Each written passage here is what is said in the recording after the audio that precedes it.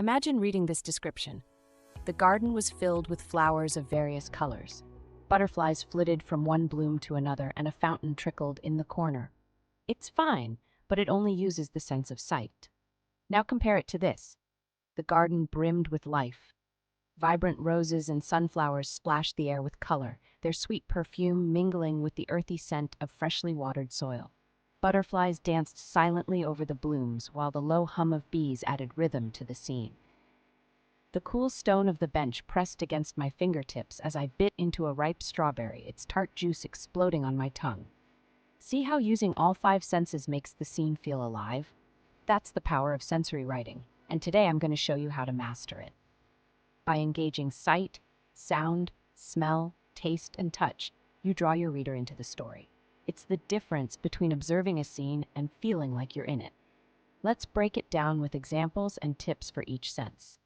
Ready? Let's start with sight, the easiest and most commonly used sense. Sight, the building block of description. Most of us describe what we see first, but we can elevate these descriptions with vivid detail.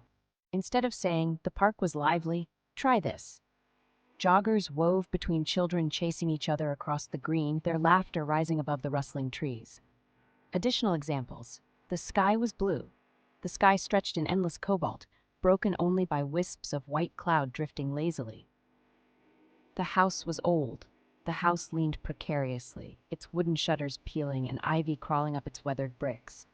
Sound creates mood and adds layers to your scene. Instead of saying, "The room was noisy," say, "Chairs scraped across the wooden floor, while bursts of laughter punctuated the clinking of glasses." Additional examples. The forest was quiet. The silence of the forest was broken only by the distant crack of a twig and the soft rustle of leaves.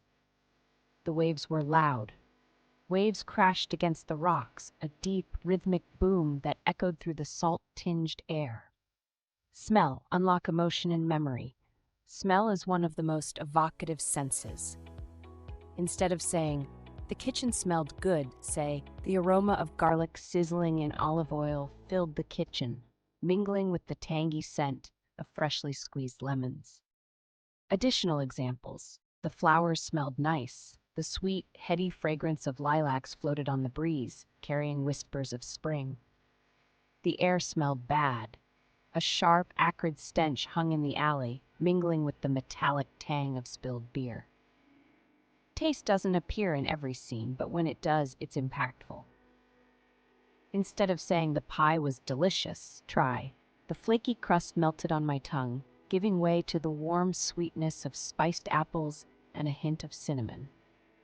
Additional examples. The soup was salty. The broth was rich and savory, its saltiness balanced by the sweetness of caramelized onions. The candy was sweet. The candy snapped under my teeth, releasing a burst of honeyed flavor that lingered long after. 5. Touch. Ground the reader in the scene. Touch helps make your descriptions tangible. Instead of saying, "The sand was soft," say, "The warm, grainy sand sifted through my fingers, leaving a faint grit behind." Additional examples. The fabric was rough. The coarse burlap scratched against my skin, its fibers stiff and unyielding. The water was cold. The icy water nipped at my toes, sending a shiver up my spine. Time to practice. Imagine you're at a carnival. Write 1 sentence for each sense. What do you see? Smell, taste, feel. Pause the video and try it out. How did your scene turn out? Sensory writing takes practice, but with time, it will transform your work. If you found this helpful, give this video a thumbs up, subscribe to English Step by Step, and share your carnival descriptions in the comments. I'd love to read them. See you next time.